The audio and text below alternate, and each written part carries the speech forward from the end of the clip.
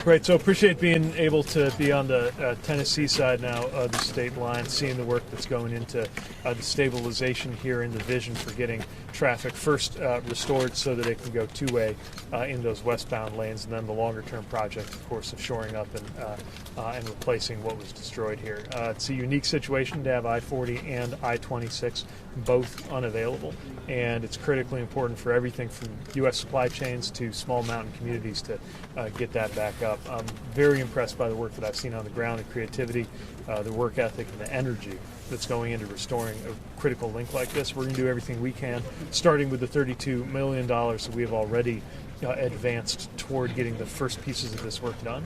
And I've committed to Governor Lee that we're going to do everything we can, and to the communities out here that we're going to be here every step of the way. Okay, can you raise your hand if you have a question? Go ahead.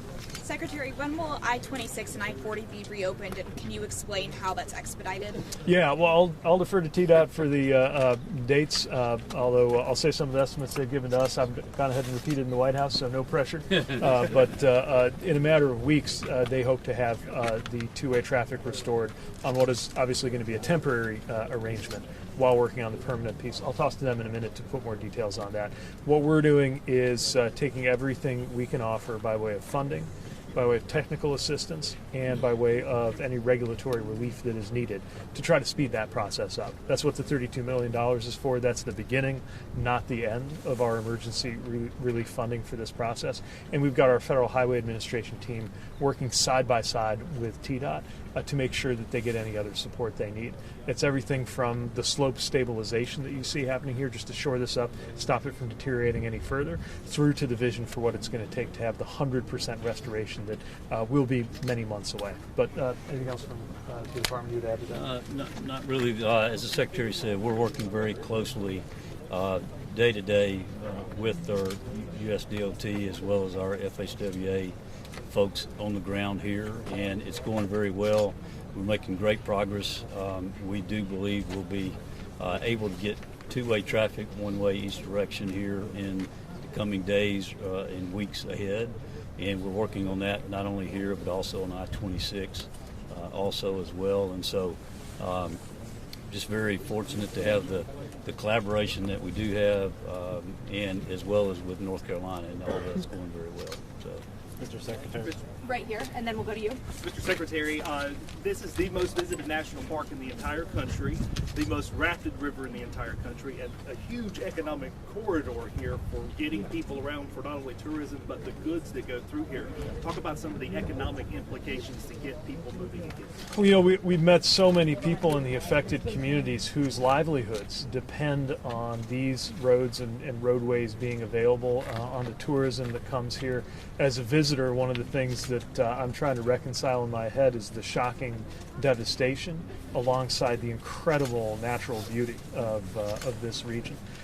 We're trying to make sure that there is support for those communities and businesses that are up and running and open for business, that people know that they are more than happy to receive folks. And then for the other areas where the businesses are not yet open or the roads are not yet secure, of course, our job is to do everything we can to accelerate that process because we know that so many families depend on that economy that revolves around the natural beauty and the visitors that it draws. Go ahead. Mr. Secretary, can you elaborate more on what the communication, the process will be like as redevelopment happens? Obviously, more money is going to come in, but can you give me some more details about how that communication will work? Yeah, so we have our Federal Highway Administration personnel already on the ground. We've got folks who work in the state with their counterparts at the state DOT. They're working side by side to make sure that as those funds flow from headquarters, from Washington, that they can quickly be put to work on contracts that start with things like stabilizing these slopes, but then lead to the longer-term restoration. And along this route, especially when you look at the number of bridges that have been impacted and even destroyed, some of them will be restored just the way they were.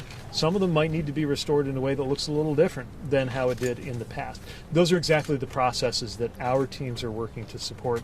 We're also going to need help from Congress, and my hope and expectation is that Congress will act in a bipartisan fashion to provide more of the funding that's needed. As I said, we've put forward $32 million to Tennessee and $100 million to North Carolina just so far, but we know that the ultimate price tag just on the transportation side alone will be in the billions and we cannot get that done without help from Congress. So we'll be looking to make sure that that happens as soon as possible.